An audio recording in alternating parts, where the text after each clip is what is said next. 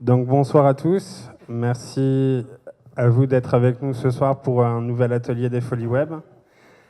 Un atelier un peu particulier, d'habitude je suis tout seul, depuis peu on était 2 avec Laetitia, ce soir on va être 4. Ça va être en mode table ronde, l'occasion pour vous de nous poser toutes vos questions au sujet de la thématique de ce soir, apprendre à vendre avec les réseaux sociaux, le hashtag social selling. Donc c'est l'occasion pour vous ce soir donc, de poser ces questions. On va commencer par la petite introduction de l'atelier. Comme à chaque fois, on rappelle toujours les règles de départ, vu qu'on va être amené à échanger et interagir entre nous, les règles à respecter, donc confidentialité, tout ce qui est dit ici reste ici. Tout ce qui est convivialité, humour, entraide, écoute active et respect. Le programme de ce soir, donc qu'est-ce que le social selling? Comment vendre avec les réseaux sociaux? Donc la première partie. On enchaîne avec une première partie de table ronde, une série de questions qui seront posées à nos différents experts de ce soir sur le social selling. On vous présentera une dizaine d'influenceurs, des personnes que vous allez pouvoir suivre sur les réseaux sociaux pour vous tenir informés et créer un petit peu votre veille autour de cette thématique de social selling. Deuxième table ronde, et on fait une conclusion de fin de soirée en mode apéro, comme on le fait chaque soir, à chaque fois qu'on fait les Folies Web. Donc ce soir, on est à Epicentre. Epicentre qui est un espace tierce lieu, coworking, événement, où il se passe des ateliers, il se passe des expositions, il se passe qu'il y a des gens encore qui arrivent.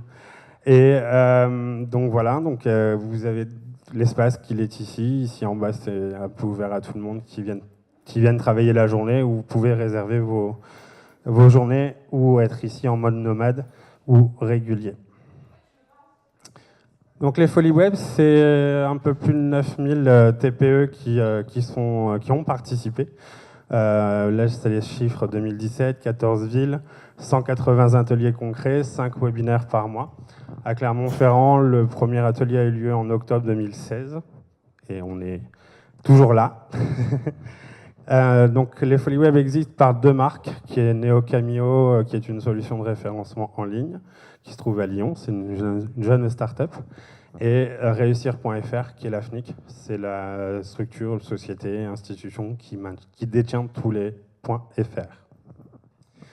Ce soir, comme je le disais en introduction, on a un nouveau média qui est en train de s'installer sur Clermont, et je vais inviter Lucas, qui va venir vous présenter, ce sera le plus simple.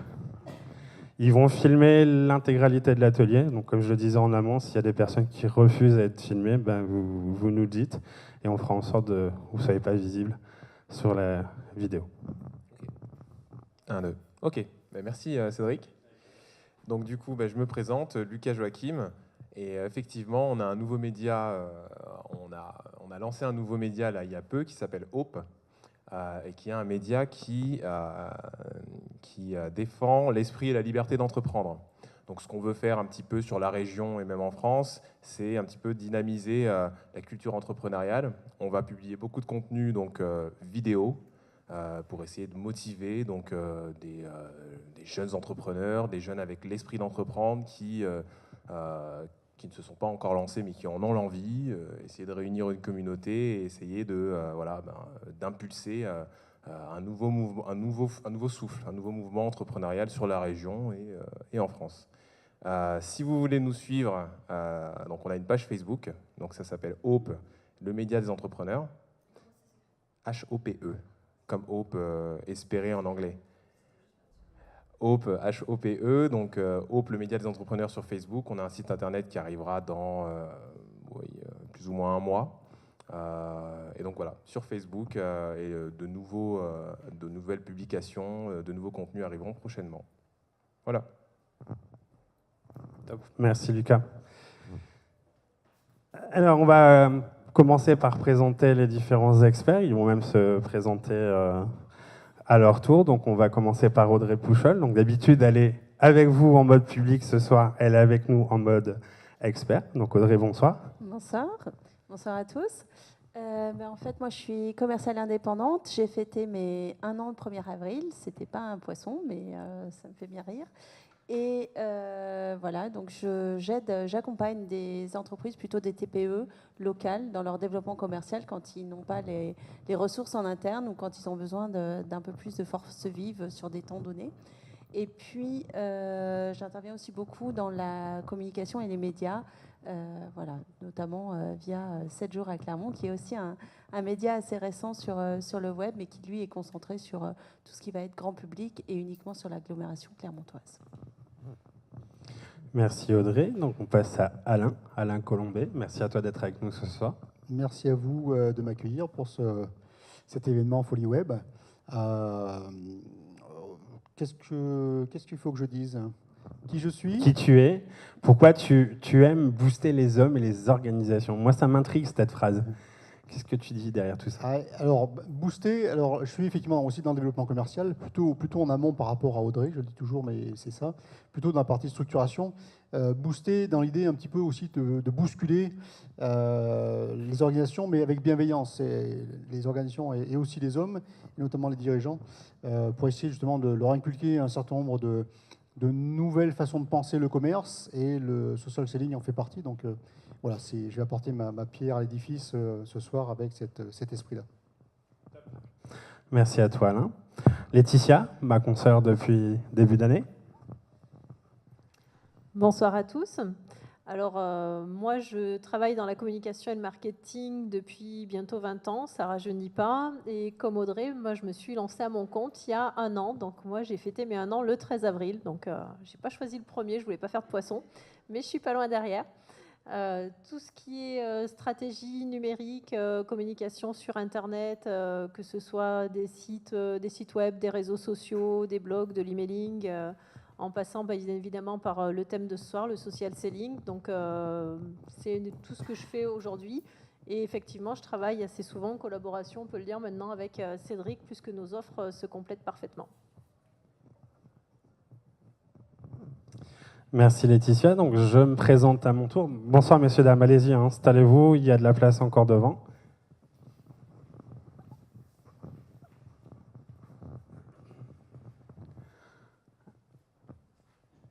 Donc je me présente à mon tour. Donc Cédric Debègue, je suis styliste d'entreprise, tout jeune clermontois, depuis maintenant 4 mois. Principalement dans tout ce qui est conseil et formation autour des solutions digitales et entre autres communication et identité de marque. Voilà, en termes de présentation. Et donc voilà, je serai principalement votre animateur de ce soir, vu que je vous ai dit en introduction que ce soir on était en mode table ronde, donc on va tous interagir, mais je reste à la fois le maître du temps et je vais gérer l'animation entre les questions. Je répète, parce que c'est important, on est vraiment en mode interaction, donc n'hésitez surtout pas à nous poser des questions. Vous avez la chance d'avoir des profils complémentaires et différents ce soir pour...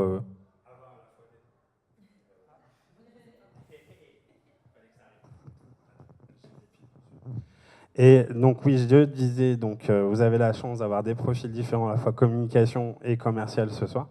Donc vraiment 2 spécialités que vous allez devoir avoir besoin, ou vous avez certainement besoin aujourd'hui pour le développement de votre entreprise.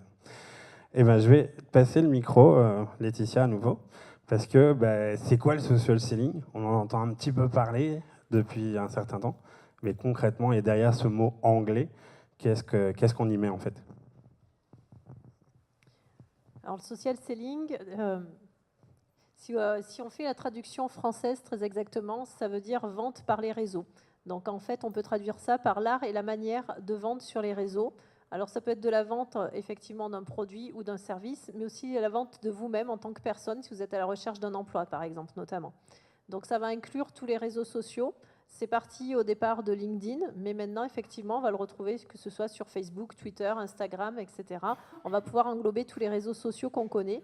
C'est principalement du B2B, effectivement, de la prospection entre professionnels, mais ça commence à bien s'implémenter maintenant aussi sur tout ce qui est vente en B2C, donc vente en direction des particuliers. Est-ce que pour vous, cette définition, déjà, est-ce qu'elle est claire? Est-ce que vous avez souhaité que j'apporte quelques précisions dessus? C'est clair pour tout le monde? plus, vous avez de la chance, vous n'avez pas le micro, vous pouvez parler tranquille. Vous êtes tout calme.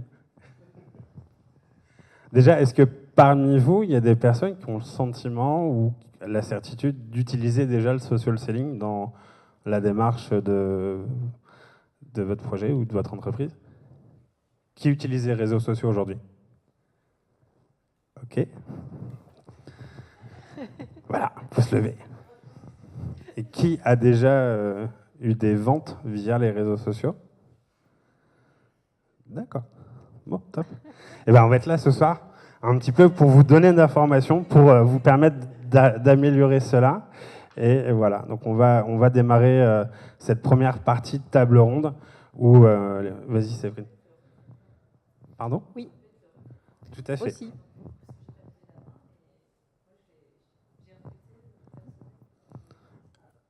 Oui, c'est vrai que j'ai parlé aussi des personnes qui sont en recherche d'emploi, mais effectivement, dans l'autre sens, une entreprise qui souhaite recruter aussi, elle met en place une politique de marque employeur pour justement devenir attractive et trouver la personne qui lui convient aussi.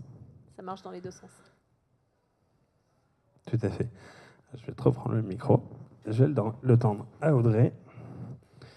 Et on va démarrer donc avec notre toute première question de cette table ronde. C'est les réseaux sociaux vont-ils remplacer les autres modes de commerce, une méthode commerciale?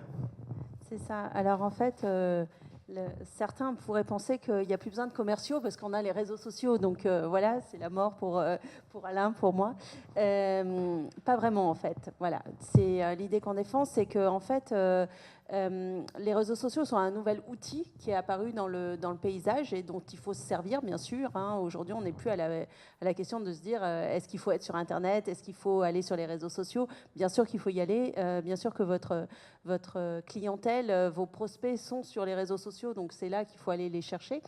Mais les outils qui sont derrière, c'est-à-dire la méthode commerciale, restent finalement assez semblables parce qu'on va trouver à la fois de la communication verticale, descendante, comme il existe traditionnellement avec les plaquettes, voilà, on va continuer à faire de l'emailing, du phoning, on va pouvoir communiquer sur l'image entreprise, parce qu'on parlait de la marque employeur, mais c'est aussi la marque tout court. Donc utiliser ces moyens-là, mais derrière, le savoir-faire du commercial et le démarchage global restera le même. On parle souvent avec Laetitia des interactions qu'il faut avoir pour pouvoir faire une vente. C'est vrai on dit souvent que 80% des ventes se font entre la 5e et la 12e interaction. Donc pour vous dire qu'un commercial doit être très patient quand même et qu'il ne faut pas vous désespérer si vous ne signez pas le bon de commande au premier rendez-vous avec un prospect. Les réseaux sociaux permettent de rendre cette chose plus fluide et plus rapide parce qu'en fait, entre chaque rendez-vous, on va pouvoir avoir une interaction sur Facebook, sur LinkedIn, on va pouvoir envoyer une image pour montrer son expertise, pour montrer ou pour envoyer des infos utiles à un prospect en lui disant vous avez vu voilà, cette nouvelle réglementation ou ce nouveau produit peut vous intéresser. Et du coup, ça va limiter le nombre d'interactions physiques qu'on va avoir avec la personne. Donc en ça peut simplifier. Je suppose, Alain, que tu es d'accord avec moi. De toute façon, rien ne vaut la relation physique. Sans malentendu derrière ça. Qu'est-ce qu'elle nous fait pas dire Qu'est-ce qu'elle dit, Séverine? Vas-y, parle de la relation physique. Pourquoi moi? Plus sérieusement, effectivement, je me trouble. Plus sérieusement, il y a une donnée aussi qui est vraiment importante par rapport à ces méthodes de vente on va dire sur Internet. Je fais simple. Aujourd'hui, le parcours client, ce qu'on appelle le cycle de vente, c'est-à-dire à partir du moment où le client a un problème et jusqu'au moment où il résout son problème en achetant un produit ou un service, parce que finalement, on ne fait dans la vente que résoudre un problème. J'ai tenté de dire qu'aujourd'hui, il est admis que 60 à 70% du parcours client, il le fait tout seul. C'est-à-dire que globalement, j'ai un problème. Bon, qu'est-ce que je fais? Premier réflexe, bonjour monsieur Google, j'ai un problème. Après, je vais me renseigner auprès de ma communauté. Donc le premier cercle, famille, amis, et puis après un peu plus loin, je regarde les avis sur Internet, je regarde les experts, je regarde etc. Donc je me constitue finalement ma propre réponse. Je vais commencer à faire mon pré-choix sur Internet, sur les 4-5 prestataires possibles ou fournisseurs possibles. Si on prend des garagistes par exemple, ou changer de voiture, vous n'allez pas aujourd'hui faire tout le tour des garagistes de Clermont-Ferrand. Vous allez commencer à regarder sur Internet ce qui se passe, à choisir vos modèles, même dans les motorisations, l'intérieur, etc. Et puis les concessionnaires et les constructeurs automobiles ont fait des sites qui sont très bien faits en plus. Donc voilà, donc ça vous permet déjà de faire votre pré-choix. Et quand vous allez effectivement en concession, si on prend cet exemple-là, finalement, le commercial, le vendeur, il a un espace de 30% finalement pour conclure la vente, quoi. Donc ça veut dire que globalement, pour aller aussi dans le sens d'Audrey, c'est-à-dire que finalement, plus le parcours est digitalisé, 60-70%, donc c'est énorme. Tout ce travail qui avant été fait par le vendeur, qui allait dire mon produit c'est le meilleur, c'est le plus beau, parce que j'ai écouté vos besoins et qui répond, etc., etc. Ça, aujourd'hui, il n'a plus besoin de le faire. Par contre, il doit être très bon dans le peu d'espace qui lui reste, dans ces 30%, dans le cycle de vente. Et donc là, il faut effectivement des commerciaux qui soient à la fois, je vais tenter de dire, bien formés sur les aspects digitaux, parce que c'est peut-être eux, comme disait Audrey, qui vont alimenter aussi tout ce qui se passe sur les réseaux, par les avis clients, etc. Mais il doit être aussi très bon dans le physique, d'accord, pour générer la fameuse confiance dont on a besoin, pour finalement signer avec, alors non pas avec Renault, non pas avec Bonny, mais avec Jean Dupont, qui est le vendeur. C'est avec lui qu'on va faire affaire. Monsieur Bonny, il est bien sympa, mais on ne le voit jamais. Et Monsieur Renault, ça fait longtemps qu'il n'est plus là. Donc, vous voyez ce que je veux dire ? Quand on fait du commerce, on a vraiment besoin d'avoir cette relation quasi affective avec celui qui va nous vendre quelque chose. Parce qu'on a besoin de cette confiance. D'accord ? Donc, il y a ce paradoxe, finalement, je pense, dans le social selling, qui fait qu'on peut faire du business 100% en ligne, mais pas que.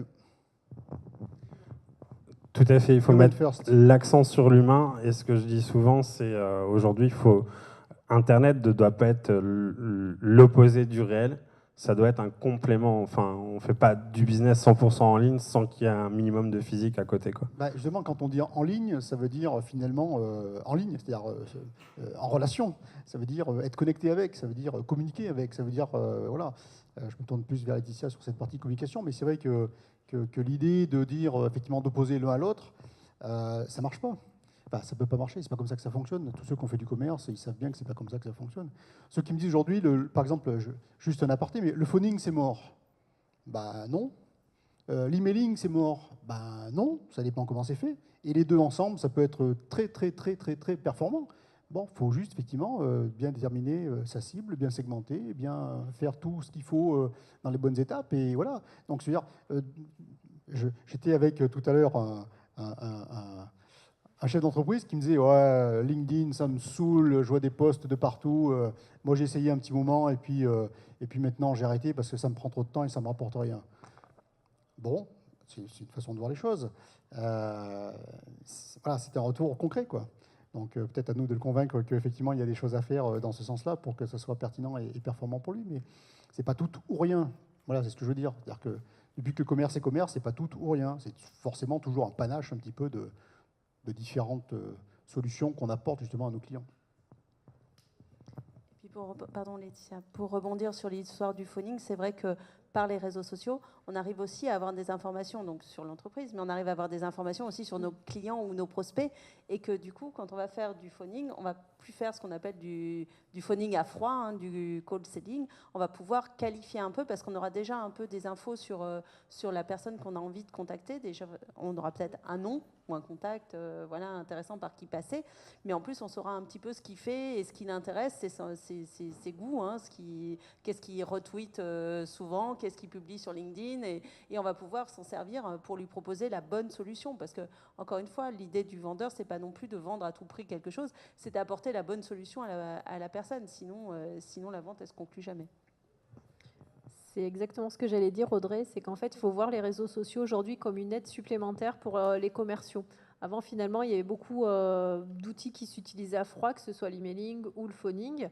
Et finalement, aujourd'hui, grâce aux réseaux sociaux, on peut déjà avoir pas mal d'informations avant de commencer à prospecter. Et ça va être un véritable avantage pour celui qui sait s'en servir, parce que plutôt que de balancer un emailing à toutes les adresses que vous avez récupérées via votre compte LinkedIn ou votre compte Facebook, etc., vous allez pouvoir faire des choses beaucoup plus ciblées, beaucoup plus pertinentes. Et au lieu de faire de l'emailing à froid et ce qu'on va dire aussi poussé, on va plus faire quelque chose qui est attractif, ce qui vous permettra également d'avoir un taux de conversion beaucoup plus important et plus rapidement. Tout à fait. On parle principalement des commerciaux, hein, mais les chefs d'entreprise, les marketeurs, enfin les indépendants sont aussi concernés par cette méthode de social selling. Et on va passer un petit peu à la deuxième question, c'est combien de temps faut-il y consacrer? Et qu'est-ce que ça a à dire des choses là-dessus, Audrey?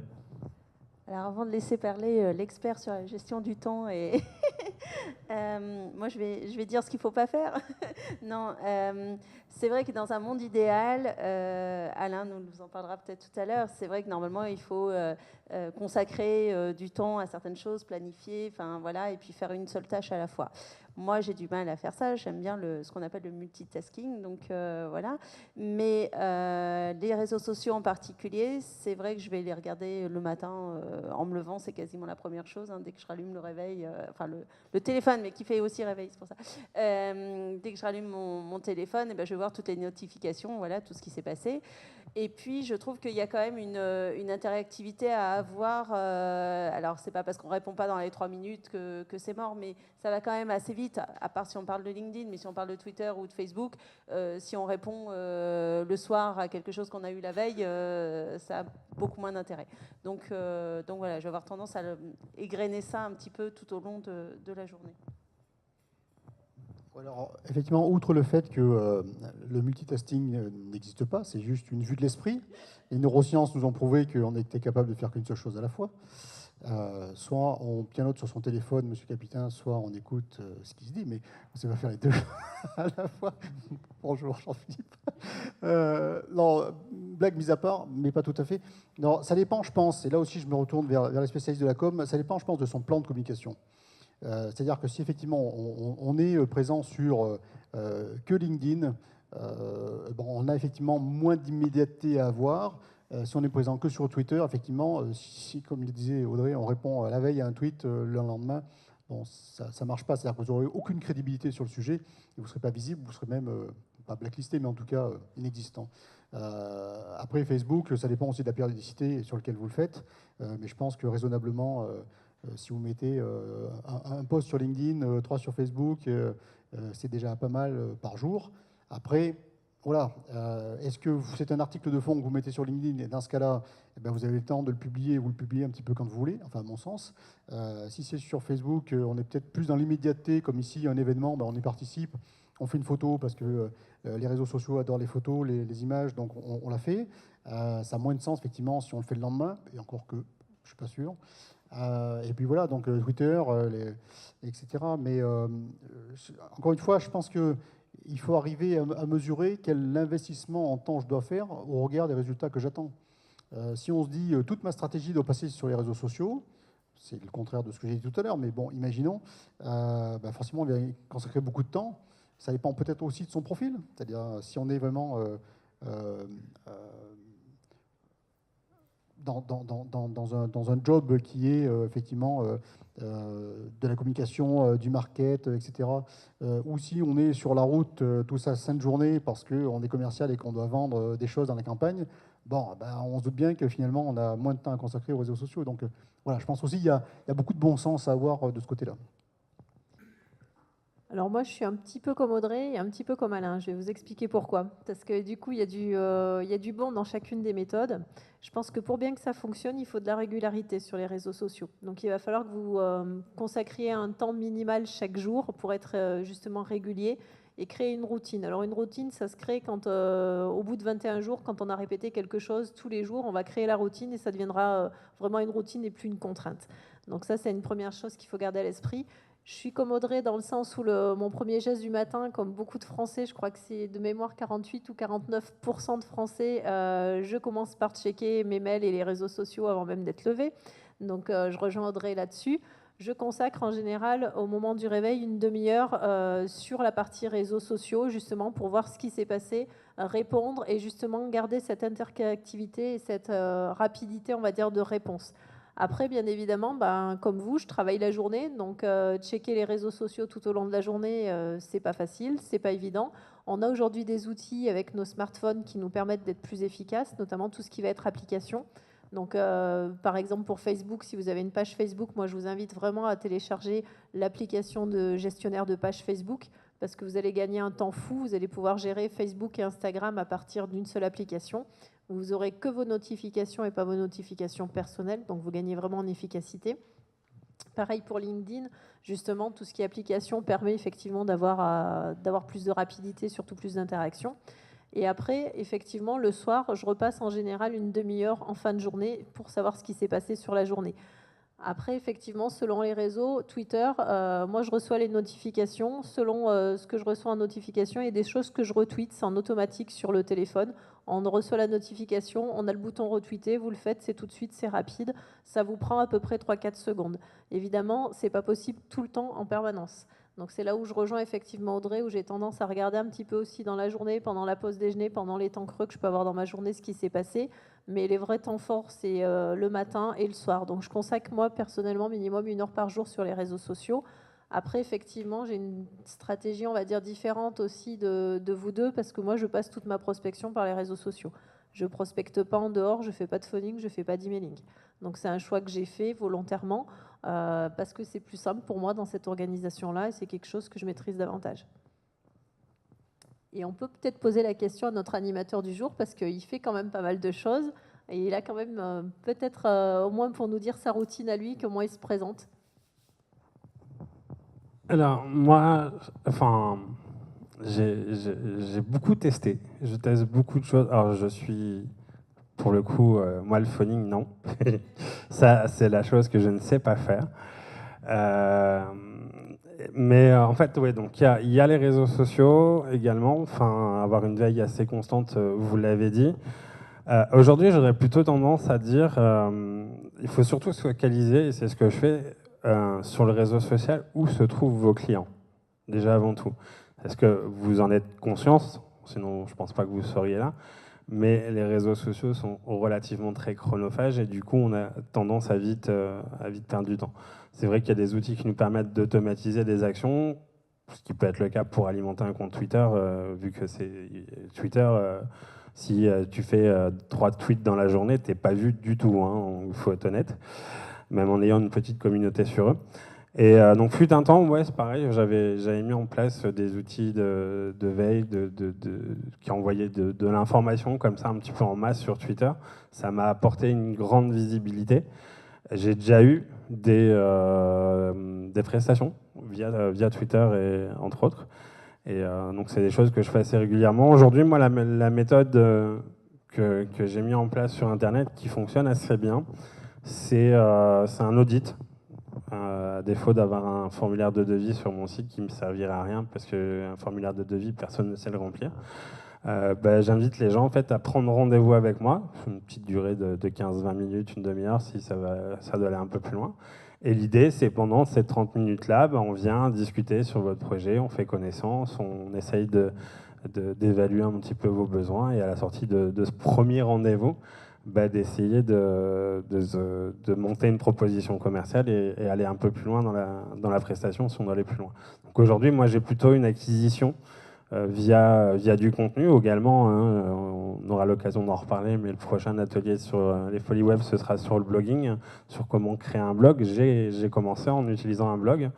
Et la publication d'articles me permet aujourd'hui, je tourne en moyenne entre 300 et 400 visiteurs par jour. Mais pour en arriver là, c'est un article minimum par semaine.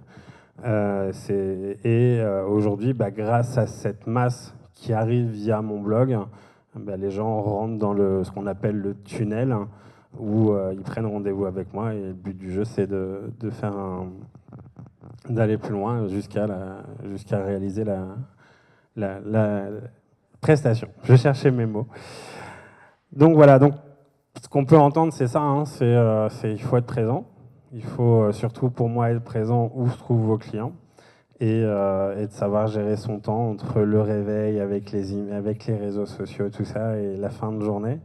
Et voilà. Mais c'est vrai, hein, le fait de ne pas être présent, du jour au lendemain, on a un peu tendance à tomber dans les oublis. Donc c'est pour ça que c'est important d'avoir cette masse de personnes qui arrivent au début. Si on passe sur la troisième question, parce qu'on parle de temps, on parle de contenu, mais concrètement, on publie quoi sur les réseaux sociaux? Est-ce qu'on publie la même chose sur l'ensemble de ces réseaux sociaux? Qu'est-ce que tu en penses, Laetitia?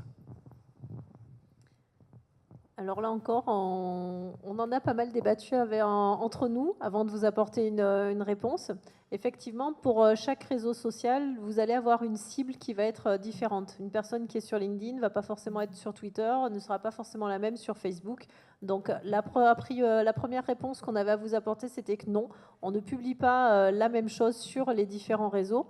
Il y a aussi une différence, on va dire, plus au niveau des habitudes qu'ont les gens sur les réseaux. C'est-à-dire que sur LinkedIn, on va être sur de l'information qui va être plus sérieuse, plus professionnelle. Donc, on va pouvoir prendre davantage parti sur ou donner des astuces et développer en fait son sujet. Sur Facebook, on est sur quelque chose de beaucoup plus léger.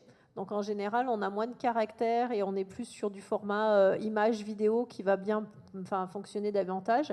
Et sur Twitter, vous avez bien évidemment la limite en termes de caractères qui n'est plus de 140 caractères comme au départ, mais de 280 depuis à peu près un an maintenant. Donc c'est vrai que ça vous laisse possibilité pour vous exprimer, mais ça va être 3 créneaux déjà différents, ne serait-ce que dans la conception des réseaux. Après, il y a quand même quelque chose aussi qu'il faut savoir, c'est que même si vous n'avez pas les mêmes personnes, justement, si vous publiez en automatique, puisque Audrey et moi, on le fait au grand désespoir parfois de Cédric, on publie en automatique sur nos comptes Twitter, donc que ça vienne de nos comptes LinkedIn ou de nos comptes Facebook, on alimente nos Twitter à partir de nos 2 autres comptes. Donc effectivement, on va publier la même chose. Après, moi, je garde quand même des communications spécifiques pour Twitter en plus. Ça va juste me permettre de doper en fait ma visibilité sur Facebook et sur LinkedIn en faisant de l'automatique pour le coup. Parce que Twitter, c'est un des seuls réseaux pour moi où on peut vraiment automatiser quelque chose. Et ça permet également de gagner du temps. Et comme l'a souligné Cédric, sur Twitter, on a besoin de publier vraiment à une cadence soutenue en fait, au niveau de la journée pour être visible. Donc ça vous gagne quand même déjà au moins 1 ou 2 posts, au moins 1 ou 2 tweets du moins dans la journée en faisant ça. Et c'est vrai qu'on n'a pas tout à fait les mêmes personnes aussi qui vont voir la même chose. Il y a des gens qui vont voir votre communication sur Twitter, d'autres qui vont la voir sur Facebook, d'autres sur LinkedIn. On ne vous a pas posé la question ce soir de savoir pourquoi et comment vous êtes venu à cet atelier, où est-ce que vous avez vu l'info, est-ce que c'est sur les réseaux sociaux, est-ce que c'est un emailing, etc. Mais quand on pose la question, on s'aperçoit que les gens peuvent l'avoir vu à 1 ou 2 endroits grand maximum, mais rarement à tous les endroits sur lesquels on met l'info. Donc la multiplicité des réseaux là-dessus va être importante. Ce qui peut être en complément de ce que dit Laetitia, ce qui peut être intéressant aussi, c'est développer votre présence sur plusieurs réseaux sociaux, mais essayer d'avoir des cibles différentes. Exemple, sur Twitter, on va plutôt facilement avoir accès à des journalistes, à des blogueurs, à des influenceurs. Sur LinkedIn, ça va plutôt être du professionnel, du partenariat, de ce qu'on va être plus dans ce qu'on appelle le corporate, l'identité de la marque. Et sur Facebook, on va être un peu plus sur le côté notoriété, faire parler de vous, parce qu'il faut quand même faire parler de vous sur Facebook.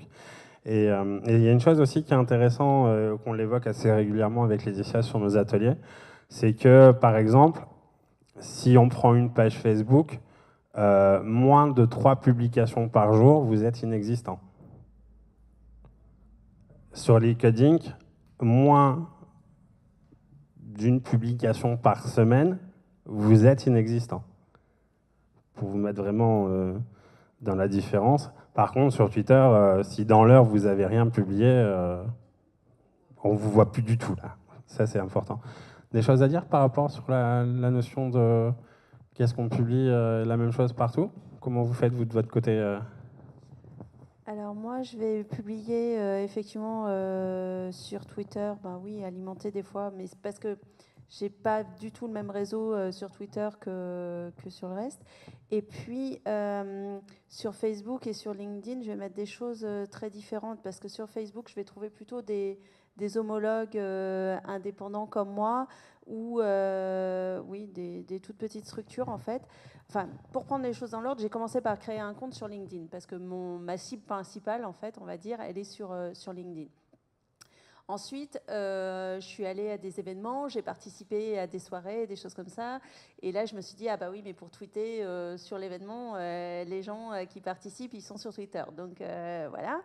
Et puis, en allant après dans des réseaux où on se rejoint tous d'ailleurs voilà, sur des réseaux physiques, hein, parce qu'on parle des réseaux sociaux, mais il y a aussi les réseaux physiques, et je reviens toujours à cette notion de physique, mais on est encore une fois dans l'humain et d'échange et de la confiance, ça se gagne aussi en se rencontrant régulièrement. Et là, donc, j'ai trouvé une communauté d'indépendants qui sont plutôt aussi sur Facebook, mais ce qui peut se comprendre parce que eux ont de la clientèle à la fois un petit peu pro, mais aussi particulier. Donc, eux, logiquement, vont se trouver sur Facebook. Donc, il faut regarder, quand on communique, où sont nos prospects et nos partenaires par rapport à leur statut d'entreprise, mais aussi par rapport à leur clientèle à eux.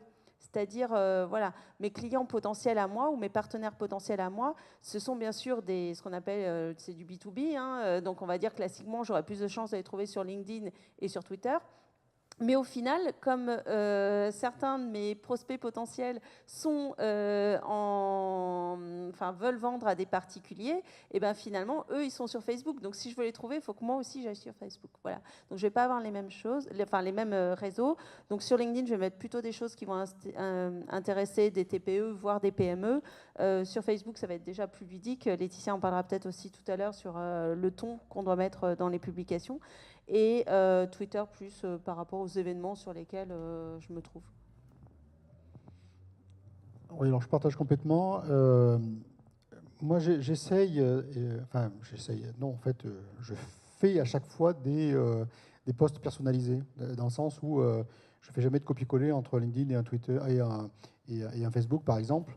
Je me force, alors peut-être parce que j'aime bien écrire aussi, hein, mais je me force ou j'essaye effectivement de m'adapter au support pour à chaque fois trouver peut-être cette fameuse ligne éditoriale qui est différente pour adresser peut-être des cibles différentes, des communautés différentes. Mais voilà, je trouve que c'est un effort à faire parce que je pense que là aussi, je ne suis pas un spécialiste, mais d'un point de vue des robots, notamment peut-être de M. Google, il n'aime pas bien quand le contenu est dupliqué. Et bon, ça a peut-être des effets négatifs finalement.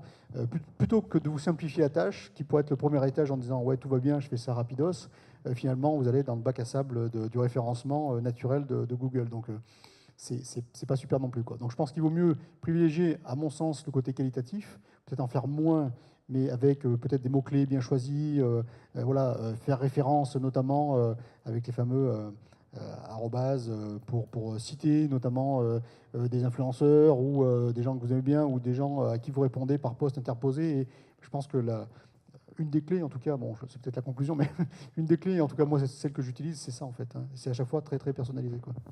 Il faut effectivement être très, très personnel dans la diffusion de votre contenu, et tu l'as très bien rappelé que, effectivement, déjà, Google, lui, pénalise ce qu'on appelle le duplicata de contenu. C'est simple, hein, c'est deux sites qui ont le même contenu, comme Google ne sait pas quoi choisir, du coup, il va en choisir un sur l'autre, et du coup, il supprime les deux. Enfin, il délue les deux autres. Et vis-à-vis des réseaux sociaux, il y a une chose aussi à laquelle on peut rapprocher ça, c'est, fut un temps, on parlait, je pense qu'on en parle même encore aujourd'hui, on parlait de matraquage publicitaire. Aujourd'hui, on est dans du matraquage d'informations, et les réseaux sociaux viennent amplifier ça. Donc, mettez-vous à la place des gens qui vous suivent sur l'ensemble de vos réseaux. Après, c'est un choix. Vous n'êtes pas obligé de dire à l'ensemble de votre communauté, si dans votre communauté on parle de clients, de partenaires et ainsi de suite, de leur dire que vous êtes présent sur tous les réseaux sociaux. Mais voilà, quoi, dans l'idée, c'est vraiment de personnaliser. Ce qui peut être intéressant aussi, c'est de développer ce qu'on appelle, donc on parle de B2B. Donc B2B, c'est business to business, hein, entreprise à entreprise. Quand on parle de B2C, c'est pour tout ce qui est particulier. Et si maintenant on rentre un peu plus en détail dans cet aspect de social selling, On va plus dans le côté relationnel, hein, vous l'avez assez dit tous les trois ce soir, mais du coup on est plus personne à personne, humain à humain, et du coup c'est la base de toute relation humaine, et là-dessus je ne crois pas qu'on a attendu les réseaux sociaux pour se comporter en tant qu'humain. Et là-dessus, quels sont vos témoignages à vous vis-à-vis de... Est-ce que c'est réservé au B2B ou pas, quoi ? Alors pour répondre à cette question, est-ce que c'est réservé au B2B, je vais partir de mon expérience personnelle. Ma première expérience, moi, de social selling, j'ai commencé en 2009 à vendre par les réseaux sociaux. Et c'était sur des ventes aux particuliers. Donc c'était sur des produits cosmétiques avec une cible très féminine. Et j'ai commencé via Facebook. Donc non, ce n'est pas réservé qu'au B2B, ça fonctionne. Puisque j'ai travaillé pendant 5 ans en B2C sur du Facebook en social selling. Aujourd'hui, j'ai des clients qui sont en B2B, j'en ai qui sont en B2C, j'en ai qui en B2C grâce à une bonne stratégie justement menée sur Facebook et sur Instagram, puisque leurs produits s'y prêtaient, ont pu multiplier en fait leur chiffre d'affaires par 3. Donc ça, c'est une réalité. Donc c'était des gens qui se lançaient. C'est toujours aussi, bon Audrey, je pense, ne va pas me contredire là-dessus, un peu plus facile de multiplier son chiffre au début que quand ça fait 20 ans qu'on est là. Mais effectivement, avec une bonne stratégie, y compris en B2C, on peut multiplier son chiffre d'affaires et on peut avoir des résultats quand même assez rapidement. On reviendra sur la notion de temps un peu plus tard. Et même si le social selling est effectivement parti au départ par une démarche B2B, parce que ça a été initié par des gens sur LinkedIn, il y avait beaucoup de gens qui au départ en faisaient déjà en B2C auparavant, que ce soit sur Facebook, sur Instagram, et puis aussi on en parle peu, mais sur YouTube, puisque la vidéo est un format qui fonctionne très bien. Je vais laisser la parole du coup peut-être à Audrey et Alain pour compléter avec leurs expériences perso. Alors moi, ça va être exclusivement B2B pour le coup, puisque moi je travaille qu'en service de professionnel entre entreprises. Mais effectivement, on va dire Facebook, c'est plus voilà, pour entretenir la communauté et garder du lien et voilà, et pas perdre les gens de vue.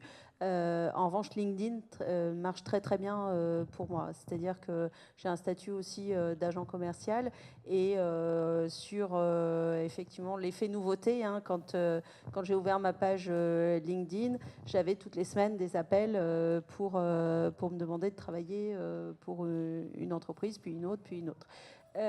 Donc après, il faut savoir aussi être sélectif et faire des choix.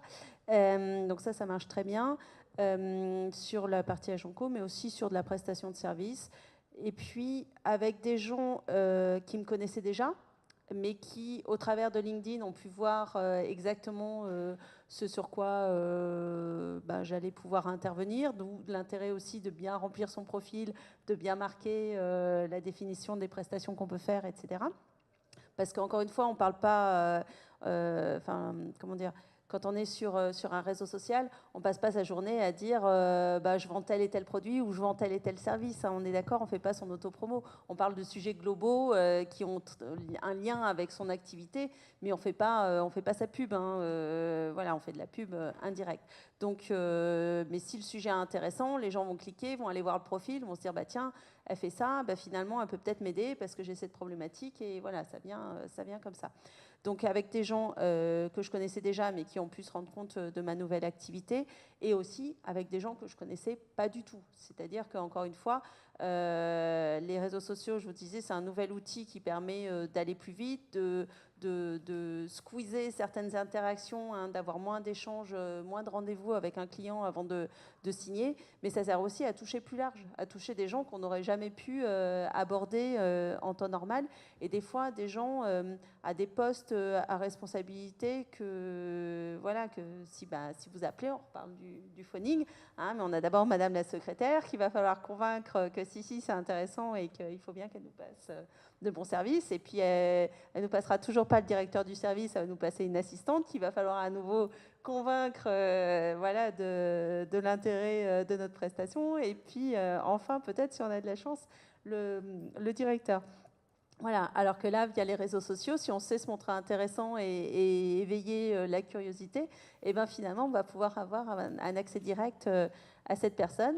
Et aussi des expériences où en fait, on n'a pas besoin d'aller le chercher, c'est-à-dire que le client vient tout seul, ce qui est formidable. Hein.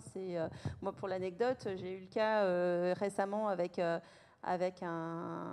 directeur d'entreprise. J'étais en train de me dire, oulala, j'aimerais bien le contacter parce que ce serait intéressant. Voilà. Et puis, je ne sais pas, par transmission de pensée, 2 jours après, il me faisait une demande, une invitation sur LinkedIn. J'ai dit, mais voilà, la vie est merveilleuse. Donc, voilà, parce que sans doute, j'avais publié des choses qui étaient en lien avec son actualité, parce que je commençais à m'intéresser à son secteur. Et puis voilà, les choses viennent. Donc, voilà. En tout cas, sur le B2B, ça marche bien. Oui, retour d'expérience aussi de mon côté, en tout cas en B2B. Je suis sollicité il y a une quinzaine de jours, 3 semaines maintenant, par un organisme de formation sur Paris qui doit répondre à un appel d'offres ici en région. Donc on parlait tout à l'heure de vente sur Internet, mais finalement le sourcing aussi est intéressant, c'est-à-dire que ce très gros organisme de formation sur Paris s'est bien rendu compte rapidement, parce qu'il me l'a dit aussi, qu'il n'allait pas dépêcher un consultant formateur pour 2-3 jours sur la région, parce que ça lui engendrait des frais déjà énormes, et qu'en plus il avait sourcé chez moi la compétence qui lui allait très très bien. Donc voilà. Donc on a discuté, après téléphoniquement, on a le bout de CV qui va bien, etc. etc. et on a répondu conjointement sur un appel d'offres. Donc moi en charge de faire le programme de formation et lui de mettre en forme. Voilà, donc on en attend de la réponse. Mais voilà, donc ce que je veux dire, c'est que cette partie aussi, pour rejoindre Audrey, d'être visible, ça évite le côté appel sortant, qui effectivement quelquefois peut déranger, parce que bon, on n'a pas cette appétence-là. Je ne parle pas de compétence, mais juste on n'a pas l'appétence, c'est-à-dire que voilà, ça nous met un peu des boutons, mais quand on nous appelle, on sait répondre.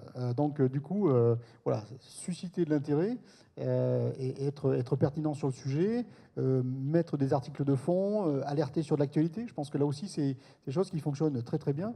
Des fois, on dit, mais j'ai rien à dire. Bah si, on fait un peu sa revue de presse dans le secteur qui nous intéresse, et puis on peut y apporter son avis. Alors, il vaut mieux qu'il soit effectivement pertinent, mais même des fois en enfonçant des portes ouvertes. Je m'en suis aperçu, j'ai fait un peu le test sur LinkedIn, j'ai mis un post qui enfonçait les portes ouvertes, et j'ai vu qu'il y avait plein de réactions dessus. Donc, ça veut dire que finalement, ce n'était pas une porte qui était complètement ouverte. Donc voilà, et sur un sujet qui est en raccord évidemment avec mon profil. Juste une précision encore pour parler d'humain, parce que ça nous tient tous à cœur. Alors voilà. Mais effectivement, le premier contact se fait par LinkedIn, mais on l'a bien entendu. Alain derrière a eu un rendez-vous téléphonique parce que c'était loin, et voilà. Mais et moi, quand c'est des gens au local, mais je suppose toi aussi, il y a un rendez-vous qui se fait derrière. Hein. Ça se conclut pas. Parce qu'on a eu le cas, la demande aussi, on est intervenu en témoignage devant des étudiants dans des écoles de commerce, et c'est vrai qu'on nous dit, oh, bah, y a les réseaux sociaux, il n'y a plus besoin de rencontrer les clients, il n'y a plus besoin de se voir. On est d'accord, hein, la confiance, le lien, il se crée toujours au final quand même au téléphone ou en face à face. Alors, juste pour rebondir là-dessus, et puis après je vous laisserai la parole. Il y a quelque chose qui est en train de se mettre en place dans plusieurs villes, et je crois que vous allez être aussi à l'initiative de ça. C'est-à-dire que c'est des rencontres LinkedIn. C'est-à-dire que, voilà, un petit peu à l'instar de Mythic d'ailleurs. Vous savez, Mythic, c'était uniquement sur le web. Hein, ça devient chaud. Ah, non, mais ce que je dis habituellement, Mythic, ça marche pas. Moi, ça fait 12 ans que j'ai rencontré ma femme sur Mythic, mais ça marche pas. Non, mais voilà, c'est-à-dire que là aussi, LinkedIn, on s'aperçoit que finalement, au-delà effectivement du réseau social, etc., bah oui, on a aussi besoin finalement de se voir, de se rencontrer, d'échanger, de façon des fois un peu plus informelle que formelle. Parce qu'on disait tout à l'heure sur LinkedIn, on est un peu corporate, donc bon, faut pas qu'on dise trop de bêtises, mais finalement, des fois, c'est le côté gaffeur ou le côté sympa qui fait que, justement, le contact va bien passer, que l'autre, votre interlocuteur, va vouloir travailler avec vous. Donc, voilà, un certain nombre de choses qui se passent pas, qui ne pourront jamais se passer sur les réseaux sociaux. Et donc, je pense que l'initiative, les rencontres LinkedIn, in real life, comme on dit, voilà.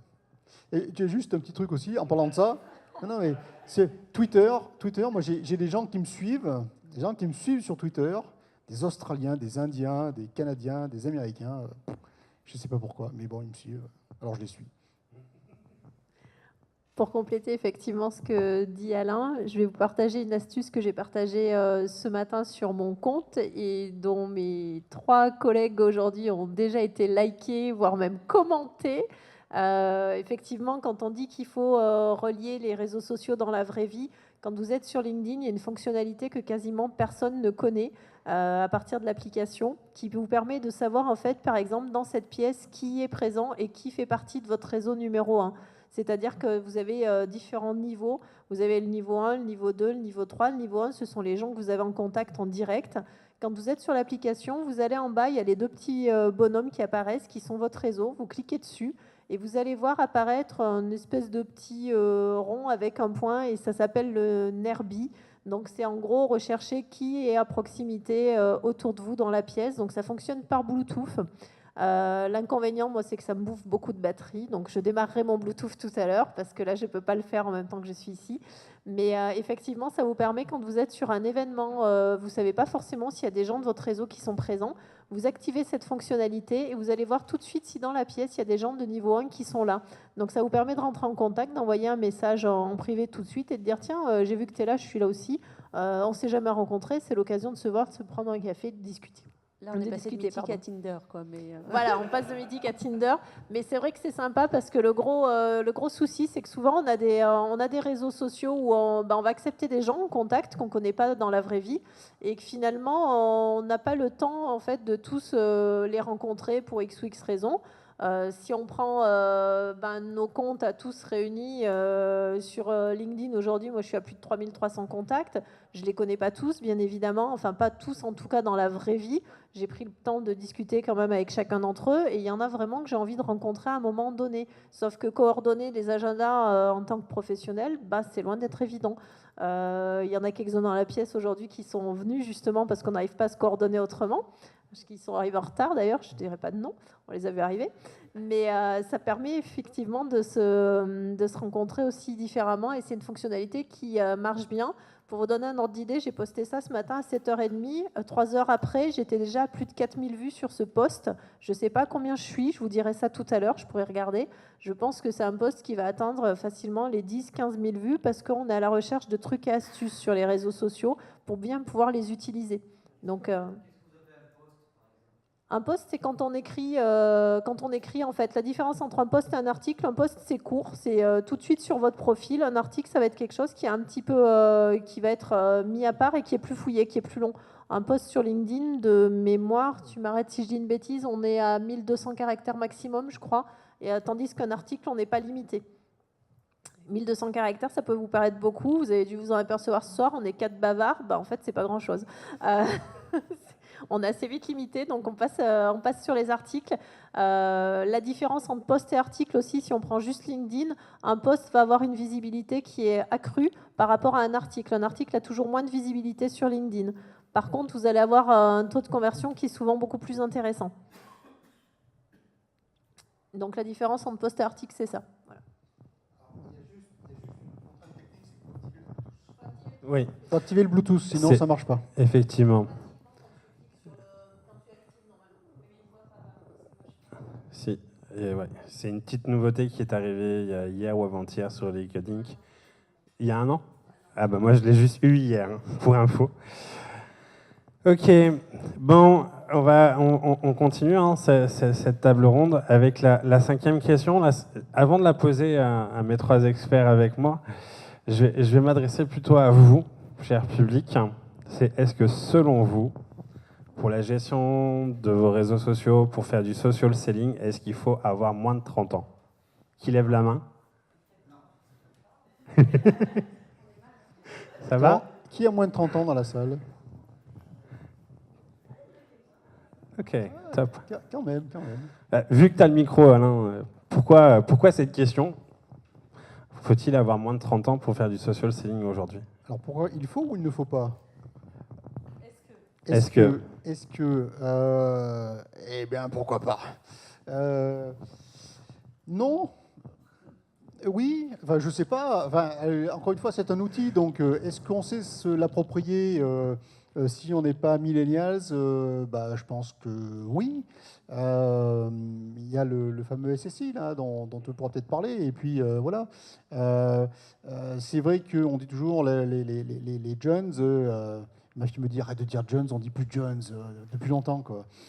Non, mais voilà, les moins de 30 ans, ils ont normalement plus facilement accès à la techno, et ils comprennent plus vite, etc. etc.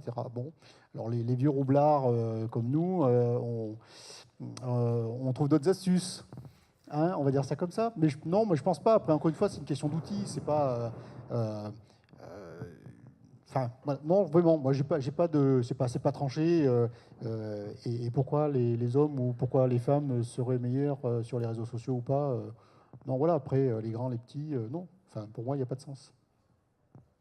Et quand on avait préparé cette émission, enfin, pas cette émission, mais cet atelier, tu avais dit quand même une chose qui était quand même assez pertinente, dans le sens où l'avantage aussi, quelqu'un qui a l'expérience en tant que commercial, du coup, comme on l'a plus ou moins dit en début d'atelier, la manière de faire du commercial n'a pas changé. La méthodologie en elle-même, l'interaction, le côté humain, il reste humain. Donc, oui, c'est ça. C'est-à-dire que c'est pas l'outil qui va faire finalement la fonction ou la mission, quoi. C'est effectivement votre capacité à apprendre sur ces nouveaux médias. Voilà. Encore une fois, moi, tout à l'heure, le chef d'entreprise qui me disait ouais, mais ça marche pas. Et alors juste, je lui ai demandé mais qu'est-ce qu'il met sur voilà, ben, il me dit je mets ma plaquette et je dis ce qu'on fait, quoi. Bah oui, c'est juste ce qu'il ne faut pas faire. Donc c'est pour ça que ça ne marchait pas, parce qu'il n'a pas compris, parce qu'il a mon âge, mais parce qu'il n'a pas compris que ce n'était pas la bonne façon de faire. Si on lui apprend, je pense qu'il trouvera que c'est pertinent. C'est juste ça, quoi. Par rapport à ça, effectivement, on l'a aussi déjà évoqué sur d'autres ateliers. Le conseil qu'on donne souvent, et plus ou moins ce qu'il faut faire aujourd'hui sur les réseaux sociaux, c'est que par rapport au contenu que vous voulez partager, le côté promotionnel, c'est même pas, enfin, entre 10 et 20% quoi, de ce que vous allez partager sur vos réseaux sociaux. Tout le reste, vous êtes là aussi pour accompagner vos clients à s'informer, à se former, à montrer votre expertise, à montrer votre expérience. Et ça aussi, c'est important. Donc, vous voyez, le côté promotionnel, on est vraiment que sur 20% sur votre ligne éditoriale, quoi. Des choses à dire par rapport à la question?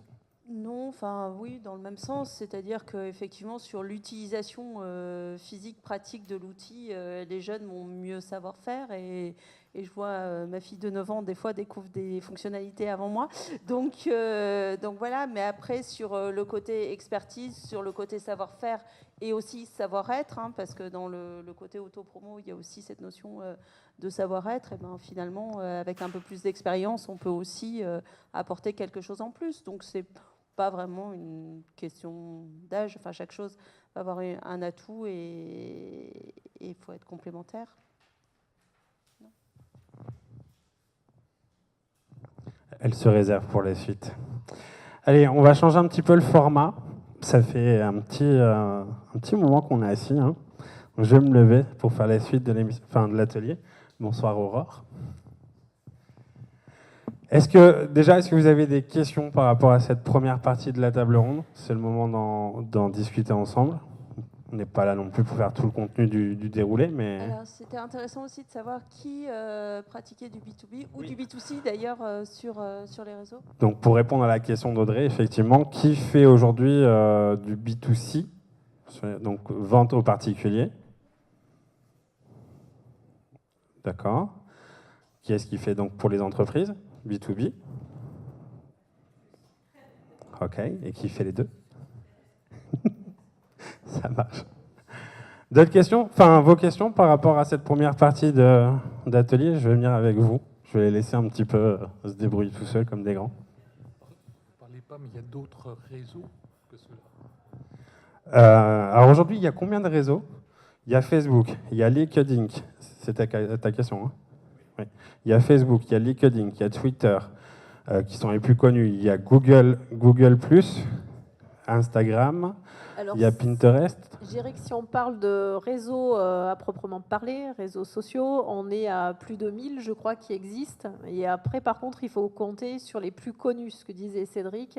Aujourd'hui, le premier réseau social dans le monde, ça reste Facebook, loin devant les autres. J'ai plus le classement en tête, mais on l'a déjà donné aux dernières Folies Web. Je crois qu'en deuxième, on avait YouTube. Ouais, Je c'est crois, Facebook, c'était YouTube. YouTube, Instagram, LinkedIn. Et Je crois Snapchat. que c'était Snap après qui monte beaucoup chez les jeunes. Twitter, Pinterest qui va rester aussi pas mal. Et après, effectivement, dans les connus, on a Google+, on va avoir... Il y en a certains qui sont éphémères, hein, on a vu passer, qui sont partis aussi secs. Il y en a, ils ont. Et après, il y a après, ça dépend, je pense à notamment une grande partie du monde, ça dépend si vous vendez en Chine. Mais voilà, il y a des réseaux en Chine hein, qui sont très très puissants, qui fonctionnent qu'à l'intérieur de la Chine parce qu'ils sont tellement nombreux qu'ils n'ont pas besoin d'aller... voilà, ils s'auto-alimentent juste en interne, mais par exemple, je veux dire, si vous avez une stratégie d'exportation vers la Chine, si vous êtes juste sur Viadeo, par exemple, ça ne le fait pas, quoi. Hein. Donc il va falloir vous mettre sur d'autres réseaux et non, c'était un joke. Mais voilà, donc c'est aussi encore une fois ce qu'on disait tout à l'heure, hein, c'est du pragmatisme. Mais où est-ce que sont vos clients? Il faut se mettre sur les réseaux où sont vos clients, tout simplement, quoi. Et puis une notion aussi pour pas faire peur, c'est de se concentrer sur idéalement 2-3 réseaux, quoi. Enfin, essayez pas non plus d'être sur tous les réseaux parce que vous avez entendu Cédric tout à l'heure quand on dit il faut faire un tweet par heure, 3 publications sur Facebook, un article sur LinkedIn, etc. Enfin, c'est pas possible, quoi. Il faut pouvoir travailler aussi à côté, donc même si ça fait partie du travail. Mais voilà, il faut après pouvoir produire. Donc voilà, 2-3 réseaux et on reste concentré là-dessus, quoi. Tout à fait. D'autres questions? Vous avez dit que sur les réseaux, il faut éviter la promotion et publier des choses intéressantes, des sujets. Mais quand on passe une demi-heure le matin, une demi-heure le soir, c'est pas beaucoup pour trouver des sujets intéressants sur lesquels on peut communiquer, qui ne sont pas de la promotion. Alors, je vais vous poser une question. Moi, vous travaillez dans quoi? Dans l'informatique. Vous connaissez votre métier? Plus ou moins, oui. Donc, vous avez plein d'infos à partager, ne serait-ce que des trucs et astuces, parce que ce qui vous paraît évident pour vous ne l'est pas pour vos clients. J'avais commencé une série il y a 2-3 mois, voilà, sur des trucs et astuces de choses qui me paraissaient pour moi faciles et courantes, comme par exemple une signature automatique d'email, des choses comme ça. Et ce sont une série qui a énormément plu, où j'ai eu beaucoup de retours positifs derrière, des contacts, des contrats, etc. Parce que ce qui vous paraît évident pour vous ne l'est pas pour vos clients. Donc ne serait-ce que si vous reprenez toutes les choses de base, et je pense qu'en plus dans l'informatique, vous avez largement de la matière à publier, vous avez déjà des sujets, je pense, pour les 2 ans à venir, tranquillement. Et à la limite, pour rester dans la thématique de l'informatique, et il y a d'autres métiers qui sont aussi concernés aujourd'hui sur la question de permettre à vos clients en fait, de mieux comprendre les langages, d'être pas trop dans la technique, parce que quand on est trop technique, les gens ont tendance à fuir. Donc l'idée, c'est vraiment arriver à être en mode un peu plus simple, en langage le plus simple possible. Je sais que c'est facile à dire, pas toujours facile à faire. Par contre, où on fait une différence, où je veux faire la différence dans ce que Laetitia disait tout à l'heure, des 30 minutes le matin, les 30 minutes le soir, c'est de l'interaction. C'est en gros, vous êtes présent sur le réseau social. Après, il faut peut-être, dans la gestion du temps, organiser du temps, ce qu'on appelle de la veille, où vous allez organiser dans votre agenda. C'est qui que tu veux qui vienne? Audrey. Oui, je disais, donc, dans votre gestion du temps, c'est d'organiser 1 heure, par exemple, 1 heure par semaine, où vous allez créer votre veille, en fait. Par rapport à ça, il y a un autre outil, pour le coup, qui est plus enfin oui, ça peut être aussi considéré comme un réseau social, qui s'appelle Scoop It. C'est SC2OP.IT. Et c'est un outil qui est très, très bien fait pour justement créer de la veille et être informé sur ce qui se passe au niveau de vos actualités voir un peu ce qui se passe sur les réseaux sociaux. Twitter est un très très bon moteur de recherche aussi pour faire de la veille sur votre actualité. Une dernière question ?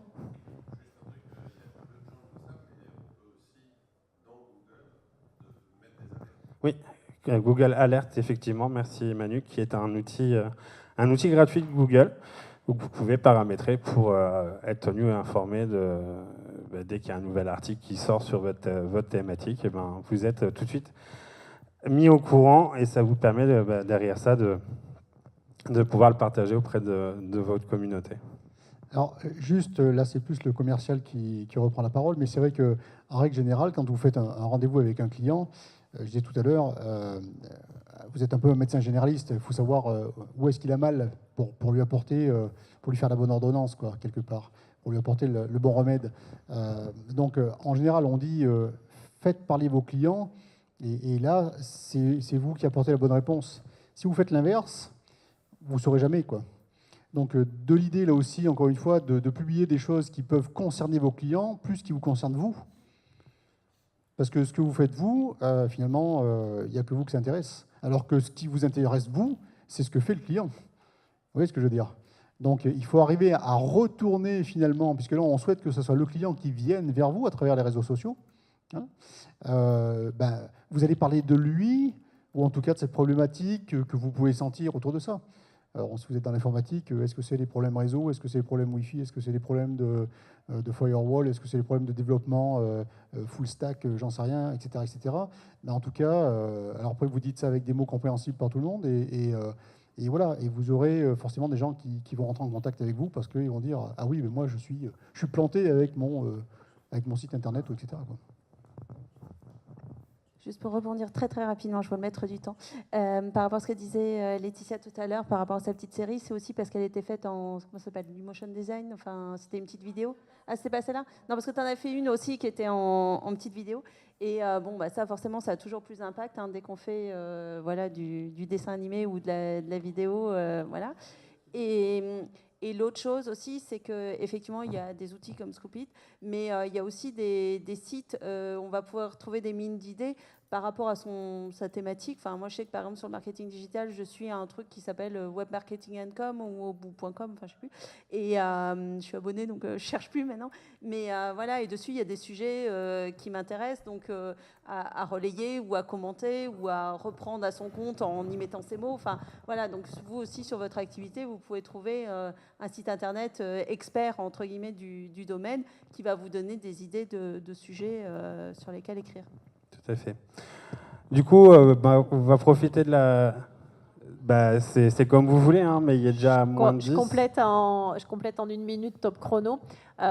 Si vous manquez aussi d'idées, je vous invite à aller télécharger le calendrier des moments de Twitter. C'est gratuit, c'est mis en ligne chaque année au mois de janvier. Donc faites une recherche sur Google, je n'ai pas le lien en tête comme ça. Mais vous allez avoir un calendrier mois par mois avec les temps forts de ce qui se passe en France. Donc ça peut être aussi bien lié au sport. Alors moi je ne suis pas très calée, hein, tout ce qui est sport, FIFA... etc. Les journées mondiales, les journées à thème, la journée des amis, la journée de ceci, la journée de cela. Et vous allez avoir également dedans tout plein d'infos comme ça. Donc ça, c'est ce qu'on appelle en jargon marketing des actualités marronniers que vous pouvez réutiliser à l'infini, comme le changement d'heure ou ce genre de choses. Donc pour les semaines où vous n'avez rien à dire, c'est très utile. Merci de l'info.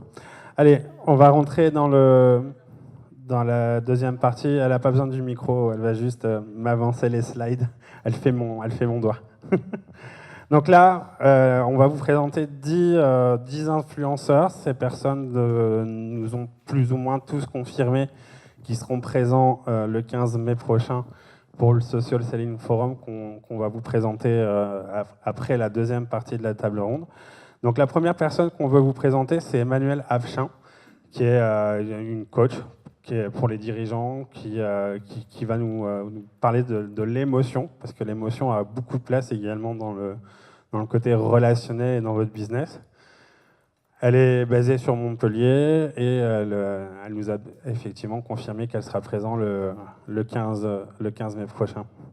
La deuxième personne, c'est le fondateur du Social Selling Forum, qui est Loïc Simon, qui est conférencier, consultant, dans tout ce qui est transformation de la vente, quelqu'un de très très pointilleux sur le côté relationnel. Tous les jours, vous pouvez le suivre parce que tous les jours, il partage quelque chose sur LinkedIn, entre autres. Là, principalement, les captures sont faites sur LinkedIn, hein, mais les gens sont aussi présents sur Facebook et sur Twitter, mais c'est là où on voit aussi où est-ce qu'ils publient le plus, et notamment pour Loïc sur LinkedIn et Twitter. La troisième personne, c'est Anthony Rochant, qui est à la fois formateur certifié dans tout ce qui est digital, marketing digital, et il est aussi, si toutefois vous avez quelquefois sur Lyon, il organise les cafés d'Anthony, où c'est pareil, c'est en mode petit déjeuner avec une dizaine de personnes, et ils vont parler des différentes problématiques que vous pouvez rencontrer sur la gestion de vos réseaux sociaux. Daniel Fazio, qui se dit spécialiste LinkedIn également, qui normalement devrait être avec nous également sur notre événement du 15 mai. Donc pareil, hein, tout ce qui est lié à l'accompagnement relationnel, marketing, c'est son domaine. Antoine David, c'est un peu le... J'ai pas envie de dire le contre-courant. Laetitia pourrait nous en parler un peu plus. Elle vous en dira plus au niveau de l'apéro si vous le voulez. Mais alors, par contre, Antoine David a plus une approche du social selling, mais pour B2C. Il le défend assez bien, alors que Loïc Simon est beaucoup plus sur une approche B2B. Et donc voilà, par rapport à ce qu'on pouvait dire avec Antoine. Donc des fois, c'est intéressant parce que tous les deux sont très très présents sur LinkedIn. Et à chaque fois, c'est des débats interminables parce que c'est des sujets intéressants également. Aude Hervé, qui est spécialisé dans tout ce qui est marketing manager, qui est de Marseille. Et voilà, donc tout ce qui est lié à l'expérience client, marketing digital. Il y a personne très active également sur les réseaux sociaux. Mathieu Doumalin. Alors Mathieu Doumalin, je vais vous en parler un peu plus parce que je le connais. C'est un Lillois que j'ai eu l'occasion de rencontrer l'an dernier sur Paris, qui m'a beaucoup accompagné sur tout l'aspect positionnement de ma marque. Donc c'est tout ce qu'on peut aussi appeler le personal branding, et est également coach en développement commercial. Donc si vous avez des besoins à ce sujet, vous aurez l'occasion de le rencontrer le 15 mai, parce qu'il m'a confirmé qu'il venait. Et il sera là aussi sur des ateliers sur la spécialité du personal branding ou du développement commercial. Stéphanie Fiori, qui gère aussi les réseaux sociaux du Social Selling Forum, donc qui est vraiment spécialisé dans tout ce qui est réseaux sociaux. C'est un community manager, personal branding, qui est sur la région de Nice et qui nous a aussi confirmé qu'elle sera là le 15 mai prochain. Et la dernière personne à vous présenter, c'est Lionel Clément. Il a une belle particularité par rapport aux précédentes personnes, c'est qu'il est spécialisé dans tout ce qui est ce qu'on appelle du storytelling. C'est l'art de savoir raconter une histoire pour justement déclencher ce côté relationnel avec ses clients.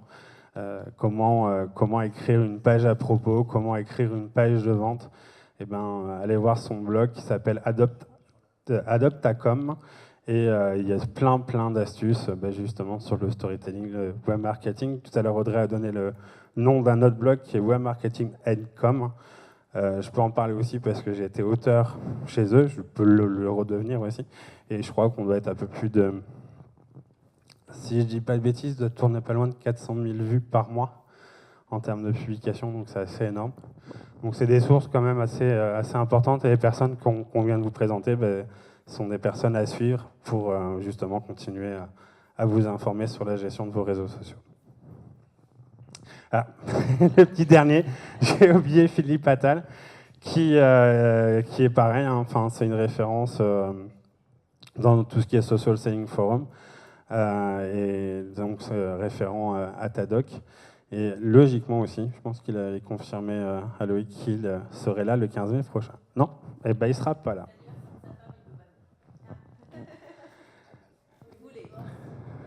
Bon, il sera pas là. C'est pas grave, mais n'hésitez pas non plus à le suivre sur les réseaux sociaux. Et la deuxième partie de table ronde, on va essayer d'aller un petit peu plus vite. Donc je ne donnerai pas forcément la parole à tout le monde, parce que sinon, à 22 h, on va risquer de se retrouver qu'à 4, que tout le monde va être parti. C'est pas le but.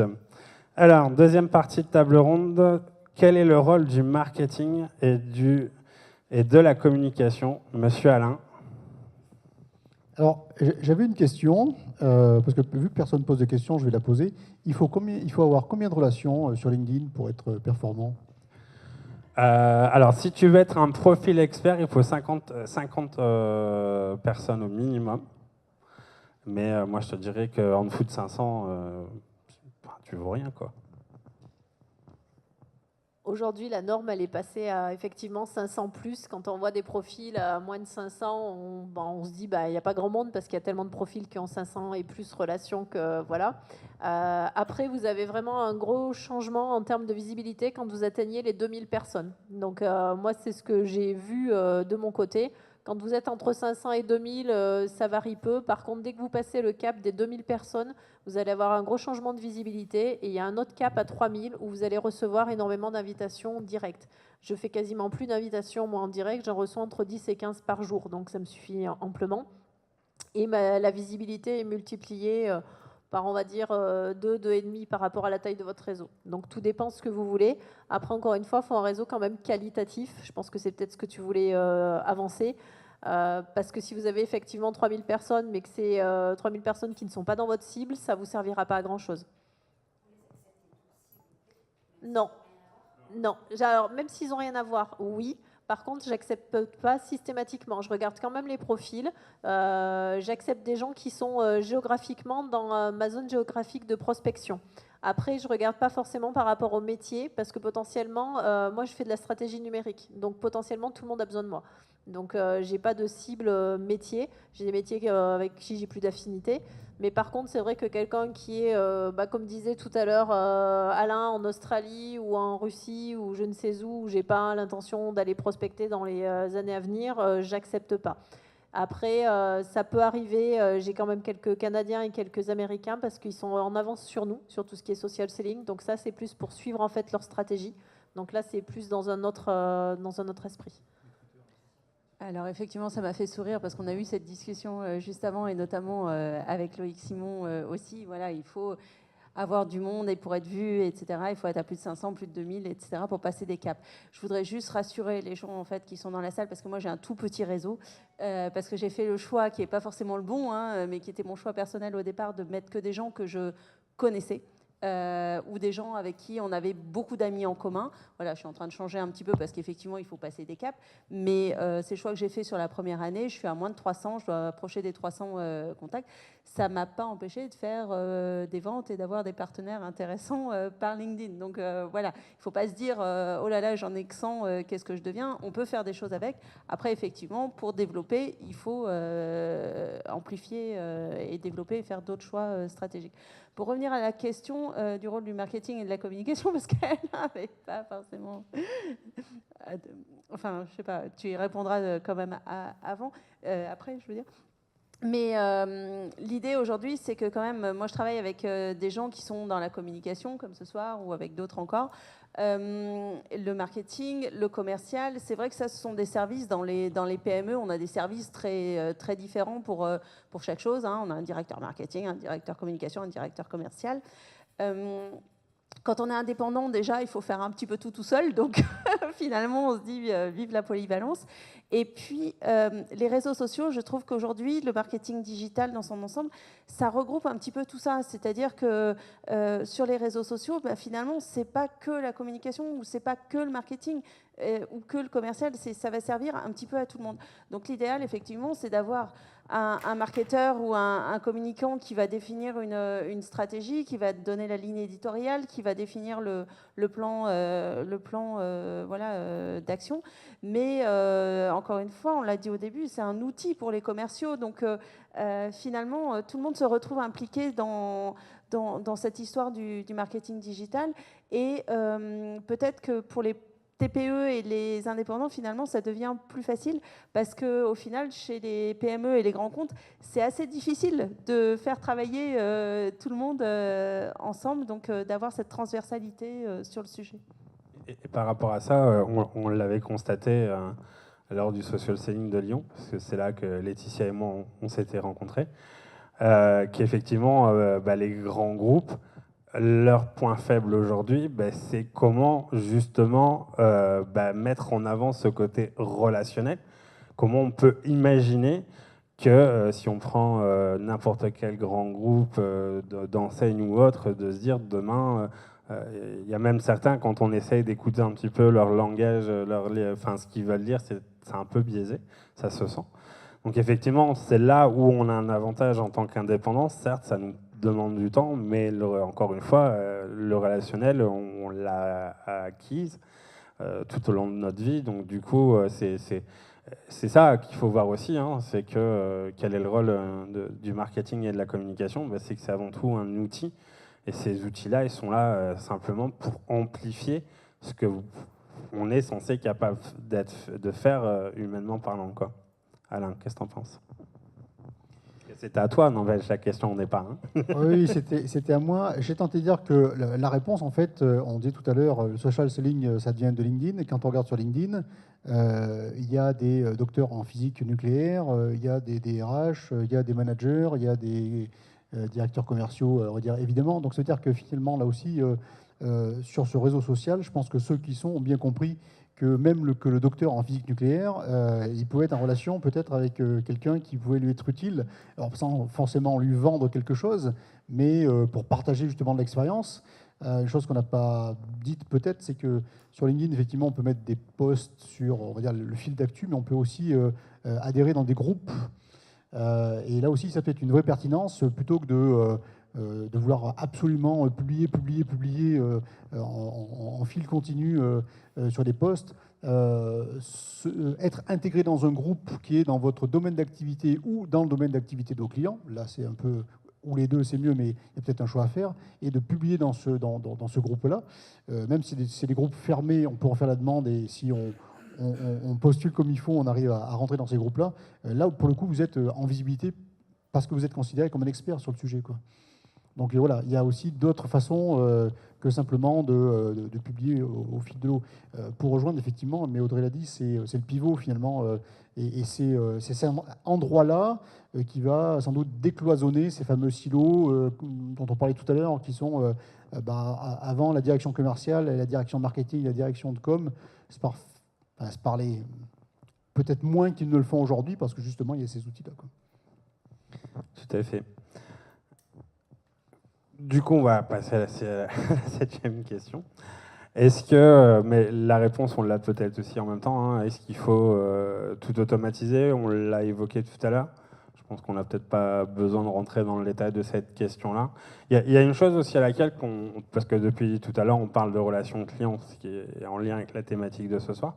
Mais moi, ça m'arrive très régulièrement aussi, notamment Twitter ou LinkedIn, d'utiliser pour suivre d'autres chefs d'entreprise, des gens qui ont des belles histoires, qui ont des belles stories, des success stories, comme on appelle, et d'essayer, on a eu l'occasion au début d'année de rencontrer Nicolas Bordas, c'est ça, qui fait partie d'une agence de publicité parisienne et que c'est un Auvergnat.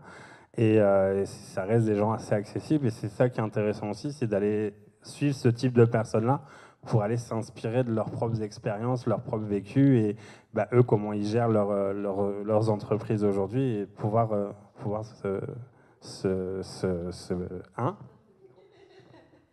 Je vais quand même compléter le quid de l'automatisation parce qu'on vous a effectivement dit que c'était pas bon. Ce qu'on a oublié de vous préciser, c'est que les plateformes comme LinkedIn ou comme Facebook en fait détectent que vous faites de l'automatisation et ils n'aiment pas, donc ils donnent moins de visibilité à vos posts. Donc si vous fallait une raison supplémentaire pour ne pas en faire, c'était celle-ci. Et j'ai fait moins d'1 minute. Allez, question suivante, il en reste 2. Combien de temps pour que ça fasse son effet, selon vous?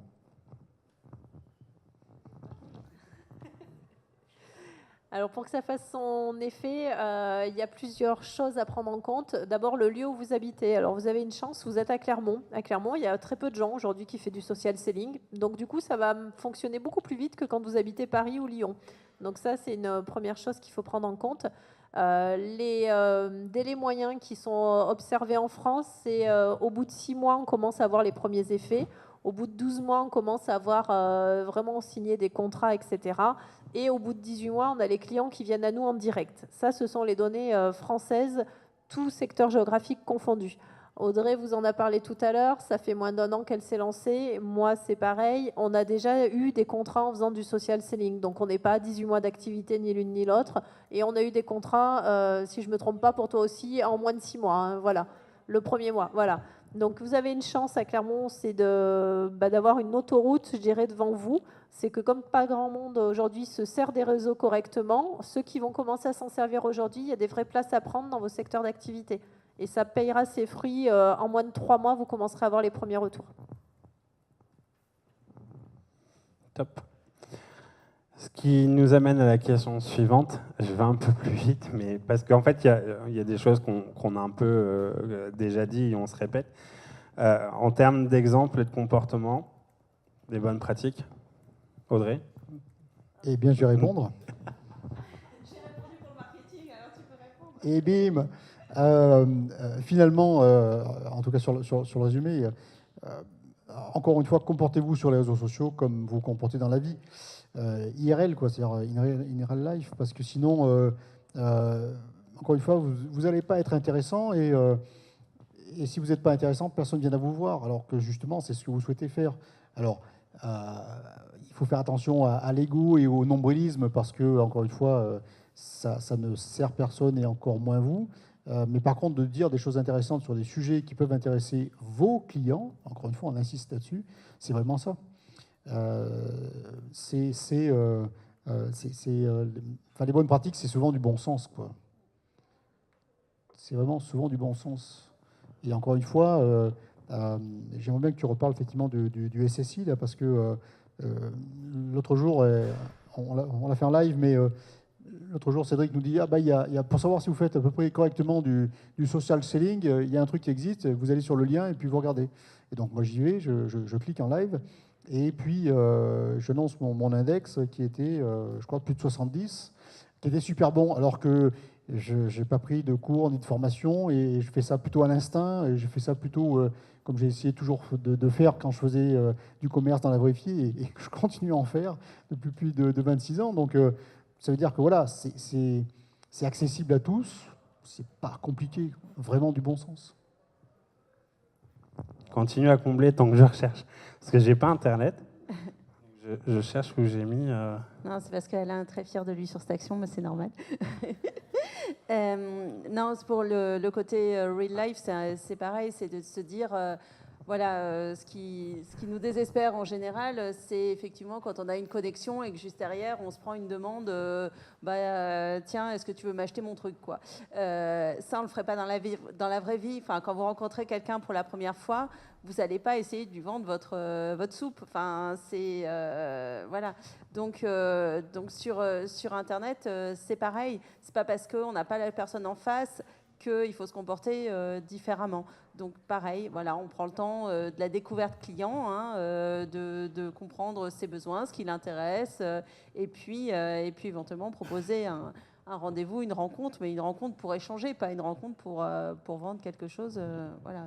Des fois, ça se fait même de manière, on parlait d'automatisme tout à l'heure, alors moi je ne le fais pas et puis je ne sais pas le faire, mais il y a des gens, voilà, dès qu'ils reçoivent une invitation, ils l'acceptent et derrière le mail de réponse part immédiatement. Bon, voilà, on sent en général que ce n'est pas personnalisé, que ce n'est pas... fait pour soi, voilà, et on n'apprécie pas. On a bien qu'on nous fasse un petit mot personnel et qu'on nous parle de nous. Donc, quand vous le faites, c'est pareil. Pensez que l'autre, il attend du personnalisé.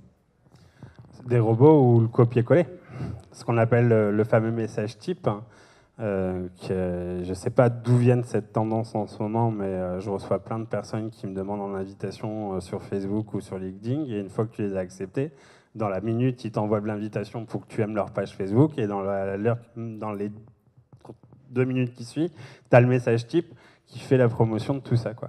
Donc le fameux SSI qu'Alain parle, c'est le Social Selling Index, qui est un indicateur prévu avec LinkedIn, qui vous donne un score d'influence, donc 82 sur 100 me concernant.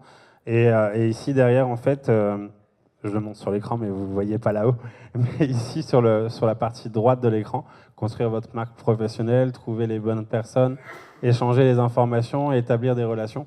Vous voyez hein, les 2 points sur lesquels je dois encore m'améliorer sur LinkedIn. Mais voilà, l'idée, c'est d'arriver à avoir un profil qui est construit, que les gens arrivent à comprendre ce que je fais sur LinkedIn, les informations et la relation que je peux former. Et c'est un indicateur, donc c'est pas mis en avant sur LinkedIn, mais pour les professionnels qui utilisent ce réseau social-là, et ça peut être intéressant de le mettre en avant, quoi. Pour compléter sur le SSI, le Social Selling Index, c'est surtout une aide pour vous quand vous allez faire vos premiers pas en fait, sur LinkedIn pour savoir quel partie vous devez améliorer. Vous l'avez vu sur le profil de Cédric, il y a 4 grandes parties. Donc ça vous permet de voir en fonction de là où vous vous en situez la première fois que vous allez cliquer dessus, pour voir si vous devez améliorer, plutôt construire votre marque professionnelle. Donc là, c'est plus ce que vous allez partager si vous postez, si vous faites des articles. Trouver les bonnes personnes, c'est à la fois les invitations que vous envoyez, si elles sont acceptées rapidement ou pas. Ça va être pris en compte, par exemple. Je ne vais pas vous donner tout le détail. Échanger des informations, c'est effectivement le partage de ce que vous allez faire. Mais aussi, on n'en a pas parlé ce soir, c'est ce que vous allez commenter. Parce que sur les réseaux sociaux, il faut effectivement poster. Mais pour avoir de la visibilité, il faut aller commenter les liens, ce que les autres postent. Il faut aller échanger avec les personnes en message privé, etc. Les algorithmes tiennent compte de tout ça. Et établir des relations, effectivement, ça va être les relations que vous allez accepter, les demandes d'ajout, les gens qui vous acceptent en automatique, etc. C'est pas quelque chose, on va dire, d'absolu. Par contre, il y a une étude qui a été faite, c'est que les commerciaux qui ont un SSI d'un minimum de 70% convertissent 2,5 fois plus leur rendez-vous que les autres. Donc ça, c'est une étude qui a été faite. Donc c'est pas la norme encore aujourd'hui, mais on peut se dire que ça permet déjà de valider un certain niveau d'expertise.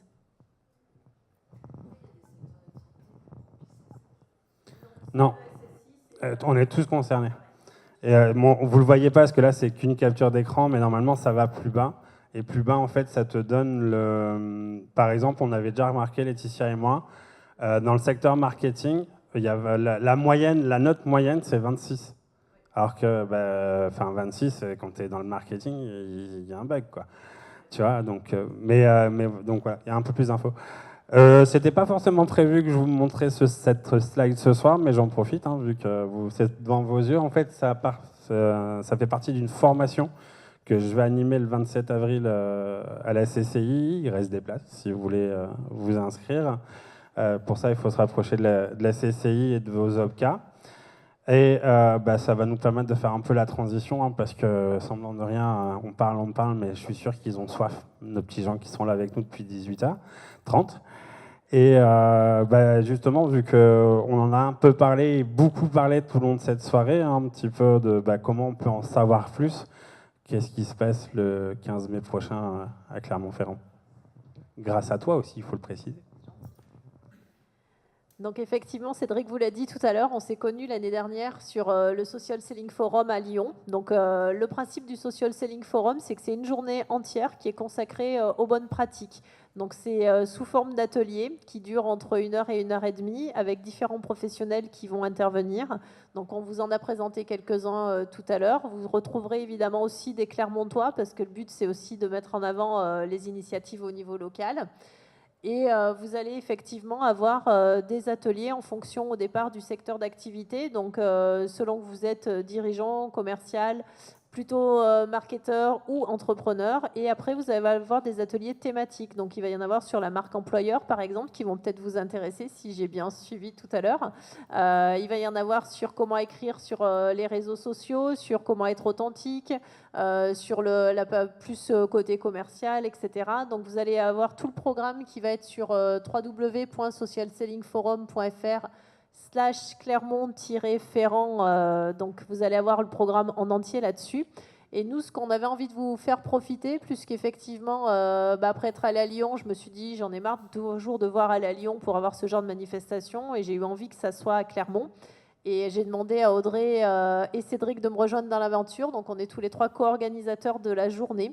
Donc, ce soir, on vous propose de venir gratuitement. Si vous rentrez nos codes promo, alors il manque celui d'Audrey, mais il est facile, il s'appelle Audrey. Donc, vous rentrez les codes promo Cédric ou comme Bayel du nom de ma société ou Audrey. Et vous pouvez participer gratuitement à la journée. Donc, ça commence aux alentours de 8h30 pour l'accueil, la première plénière à 9h et on termine à 18h.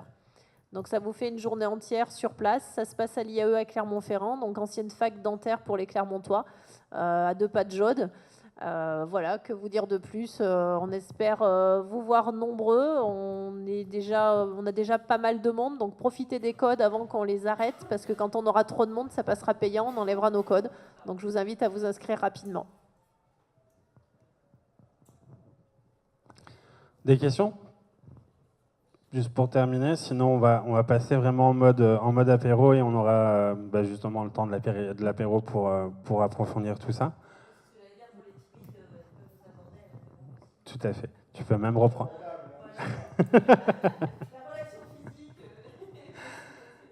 Tout à fait. Pour ceux que ça intéresse, donc le prochain atelier FollyWeb aura lieu le 31 mai, ici même, à 18h30. Il faut encore le certifier, mais c'est quasiment sûr à 98%. Ce sera sur l'univers du blog.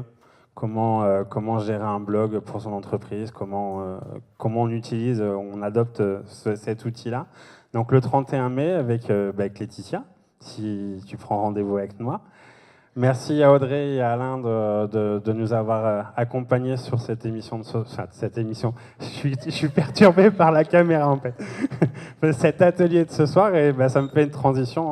Encore merci à nos jeunes médiatiques ou le jeune média tout jeune qui a un bel avenir devant eux.